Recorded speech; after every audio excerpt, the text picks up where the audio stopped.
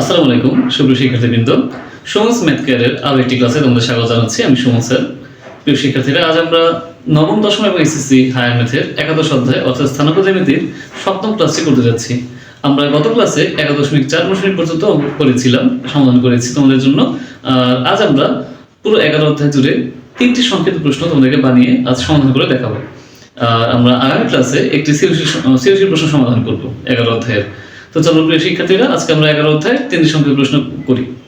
দেখো, প্রথম যে প্রশ্নটি রয়েছে, প্রথম প্রশ্নে বলা হয়েছে যে এ বিন্দু অর্থাৎ 5 2 এবং বি বিন্দু -2 -1, তো এই দুই বিন্দুগামী রেখার ঢাল এবং এবি রেখা অর্থাৎ এ বিন্দু আর বি বিন্দুগামী যে রেখাটা সংযোগ রেখা এবি রেখা, এটার সমীকরণ নির্ণয় করতে হবে। আমরা দুইটি বিন্দুর স্থানাঙ্ক যদি দেওয়া থাকে, এভাবে ওই দুই বিন্দুগামী রেখার ঢাল নির্ণয় সূত্র শিখেছি, এবং যদি তাদের সংযোগ রেখার সমীকরণ নির্ণয় করতে বলে সেই সমীকরণ নির্ণয় সূত্র আমরা শিখেছি। সেটা প্রয়োগ করে আমরা খুব সহজেই রেখাটির ঢাল এবং সমীকরণ বের করতে পারবো। তো চলো আমরা দেখি 1 নম্বরটি সমাধান করি।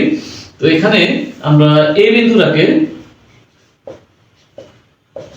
এ যে বিন্দুটি দেওয়া আছে 5 2, এটিকে x1 y1 ধরবো। আর বি যে বিন্দু রয়েছে -2 -1, এটিকে আমরা x2 y2 ধরবো। তাহলে আমরা প্রথমে ঢাল নির্ণয় করি।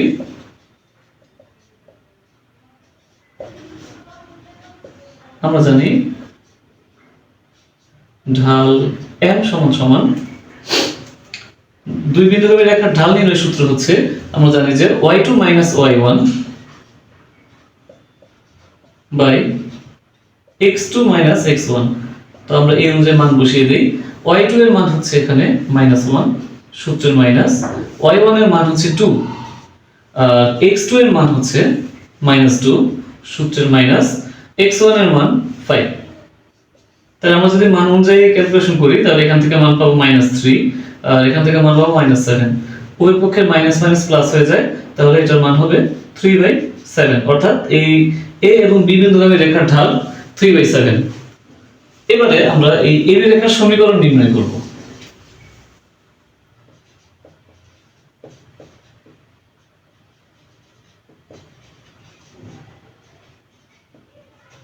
এবি রেখার সমীকরণ আমরা জানি, দুই বিন্দুগামী রেখার সমীকরণের সূত্রটি হচ্ছে y2 y1 by x2 x1 সমান সমান y1 y by x1 x। তো আমরা বা দিয়ে এবার মান বসিয়ে দিচ্ছি। y2 এর মান হচ্ছে আমাদের এখানে -1 সূত্রের মাইনাস, y1 এর মান 2, x2 এর মান -2 সূত্রের মাইনাস, x1 এর মান 5। এপাশে y1 এর মান হচ্ছে 2 মাইনাস এই y চলক হিসেবে থাকবে, আর x1 এর মান 5 মাইনাস x চলক হিসেবে থাকবে। তো আমরা এখানে পাচ্ছি পূর্বের মতো -3/-7 সমান সমান 2 y, এর কাজ যোগ বিয়োগ করা যায় না, এইটাই ভাবে থাকবে।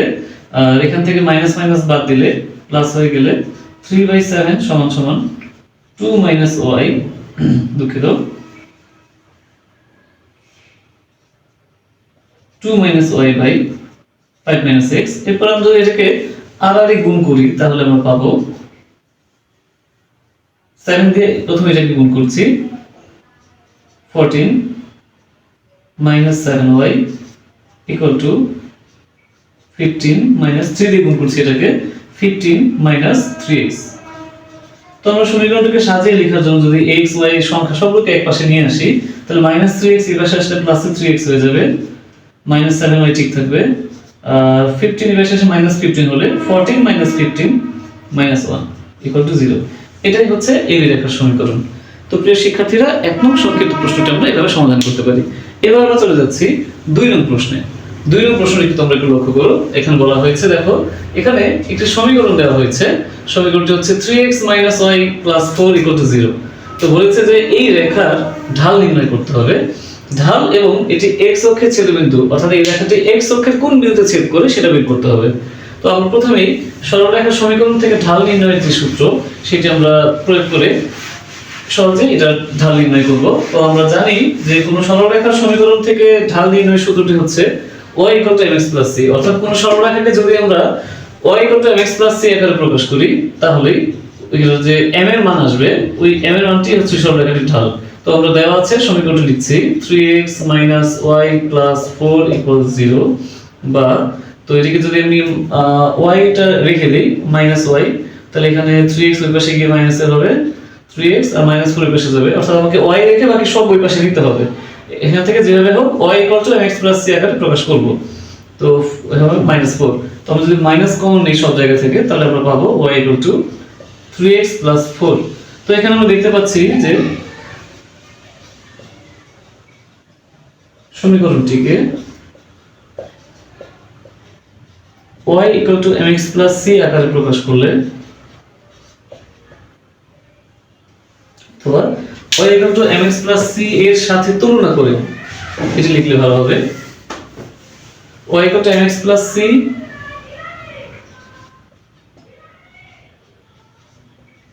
এর সাথে তুলনা করে পাই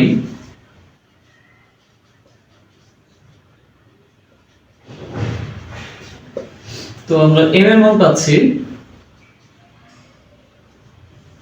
3, তাহলে এই সরলরেখাটির ঢাল হচ্ছে 3।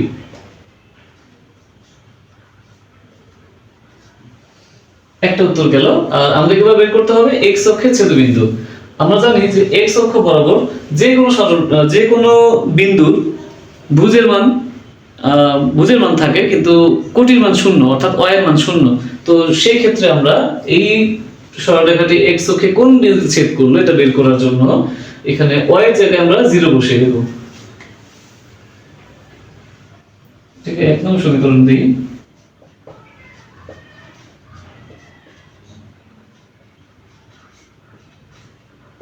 এক নম্বর লেখাটি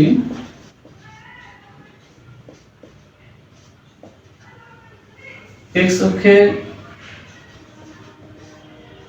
ছেদ করলে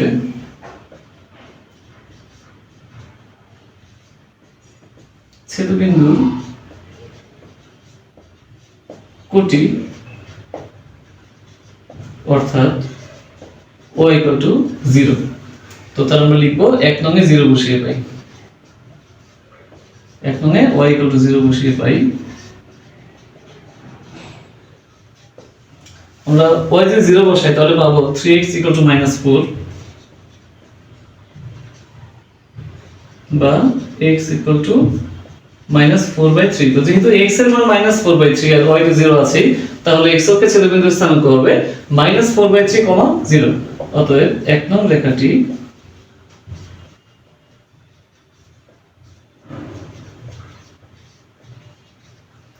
x অক্ষে -4/3, 0 বিন্দুতে ছেদ করে। যদি এটা চিত্র এঁকে দেখাতে হয়, অনেক সময় প্রশ্ন বলা থাকে যে চিত্র এঁকে দেখাও, সেই ক্ষেত্রে আমরা হাতে কলমে গ্রাফ এঁকে ওখানে এই বিন্দুটি বসিয়ে দেখাবো।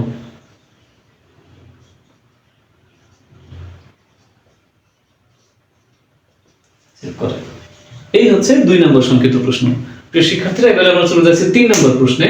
3 নম্বর প্রশ্নে বলা হয়েছে -1, 2 বিন্দুগামী এবং 1/3 ঢাল বিশিষ্ট রেখার সমীকরণ এবং y অক্ষের সমীকরণ নির্ণয় করো। তো আমরা গত ক্লাসে শিখেছিলাম যে কোন সরলরেখার যদি ঢাল দেওয়া থাকে এবং ওই সরলরেখাটি কোন একটা বিন্দুগামী, যে কোনো একটা বিন্দু যদি দেওয়া থাকে, ওটাকে আমরা x1 y1 ধরে নিই আর ঢাল যদি m হয়, তাহলে এটা সমীকরণ কিভাবে নির্ণয় করে আমরা এখন সেই পদ্ধতি ব্যবহার করে এখান থেকে খুব সহজে সমীকরণটি নির্ণয় করব এবং পরবর্তীতে ওইখান থেকে এটা যেহেতু y অক্ষের ছেদবিন্দু বের করতে বলা হয়েছে, ছেদবিন্দু বের করব। সরি, দুঃখিত, y অক্ষের সমীকরণ না, ছেদবিন্দু হবে।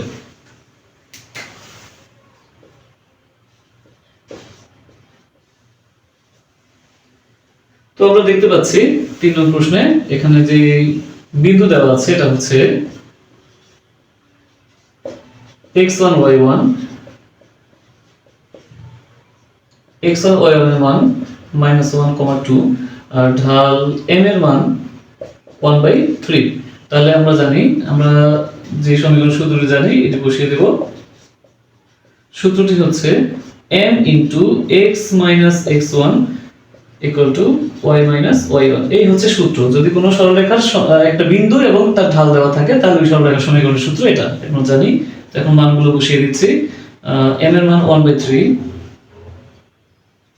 x চলক হিসেবে থাকবে, আর x1 এর জায়গায় ওই যে বিন্দুর x1 এর এই মানটি বসবে, মাইনাস মাইনাসে প্লাস y মাইনাস y1 হচ্ছে 2।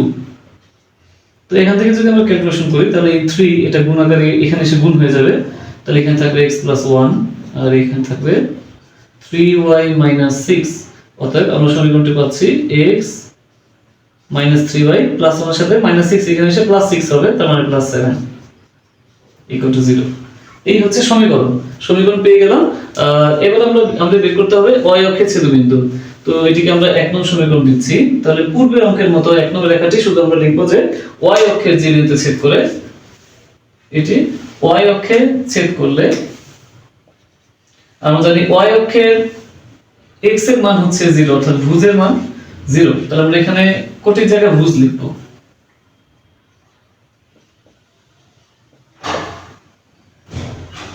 x = 0। তাহলে x যদি আমরা 0 পাই তাহলে আমরা 1 নঙে x এর মান 0 বসিয়ে পাই। দেখো আমরা x এর মান কি পাচ্ছি, x এর মান যদি 0 পাই, 0 বসাই তাহলে আমরা পাবো -3y = -7, y = 7/3, মাইনাস মাইনাস বা 3 এসে ভাগ হবে। তাহলে 1 নং রেখাটি y অক্ষে কোথায় ছেদ করবে? যেহেতু x এর মান 0, x তো 0 থাকবেই, y এর জায়গায় হবে 7/3। তাহলে y অক্ষে আগে 0 বসবে, 7/3 বিন্দুতে ছেদ করে। এই হচ্ছে 3 নম্বর সংখ্যার প্রশ্ন। তো প্রিয় শিক্ষার্থীরা, আমরা 11 অধ্যায়ের আজকে খুব গুরুত্বপূর্ণ 3টি সংক্ষিপ্ত প্রশ্ন সমাধান করলাম। আশা করছি তোমরা এই নিয়মে অসংখ্য সংক্ষিপ্ত প্রশ্ন তোমরা সমাধান করতে পারবে। এছাড়াও যদি কোনো প্রশ্ন তোমাদের সমস্যা হয়ে থাকে আমাকে অবশ্যই ইনফর্ম করবে, তোমাদের সমাধান করার চেষ্টা করব। আমরা পরবর্তী ক্লাসে ইনশাআল্লাহ অর্থাৎ 8ম ক্লাসে 8ম ক্লাসে আমরা এই 11 অধ্যায় দিয়ে একটি সিরিজের সমাধান করব। তো প্রিয় শিক্ষার্থীরা, আজকের ক্লাস তোমাদের কেমন লাগলো অবশ্যই কমেন্ট বক্সে জানাবে। তোমরা একযোগে আমাদের এই ক্লাসটা আজকে দেখতে পাচ্ছ আমাদের ফেসবুক পেজ সুমনস ম্যাথ কেয়ার এবং আমাদের ইউটিউব চ্যানেল সুমনস ম্যাথ কেয়ার চ্যানেলে। যারা আমাদের ইউটিউব চ্যানেলে এখন সাবস্ক্রাইব করোনি অবশ্যই সাবস্ক্রাইব করবে, আমাদের ভিডিওটি লাইক দিয়ে অবশ্যই একটু কমেন্ট করবে এবং শেয়ার দিয়ে আমাদের পাশে থাকবে। আর যারা এখন আমাদের ফেসবুক পেজটি ফলো করোনি অবশ্যই আমাদের ফেসবুক পেজ ফলো করে আমাদের এই আজকের ভিডিওতে অবশ্যই লাইক দেবে এবং কমেন্ট করবে, শেয়ার করবে। তো প্রিয় শিক্ষার্থীরা, সবাই ভালো থেকো, সুস্থ থেকো। ইনশাআল্লাহ দেখা হবে আগামী ক্লাসে। সে তো সবাই ভালো থেকো। আসসালামু আলাইকুম।